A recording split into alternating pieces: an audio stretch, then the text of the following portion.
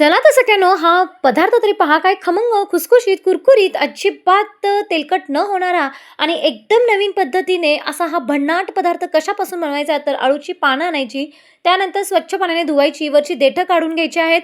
2 वाटी बेसन पिठामध्ये अर्धी वाटी इथं तांदळाचं पीठ टाकायचं आहे, 2 चमचे इथं तीळ, अर्धा चमचा इथं ओवा टाकायचा, त्यानंतर धनेपूड, जिरेपूड, लाल तिखट, हळद, मीठ सगळं टाकायचं. त्यानंतर हिरवी मिरची आणि लसणाची पेस्ट टाकायची.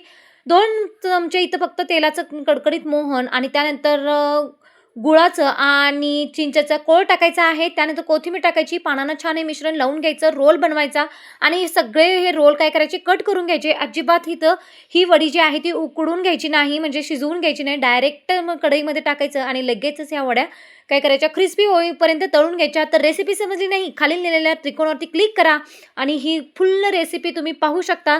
तर बघा ह्या वड्या कशा वाटल्या कमेंट करा, नक्की सांगा.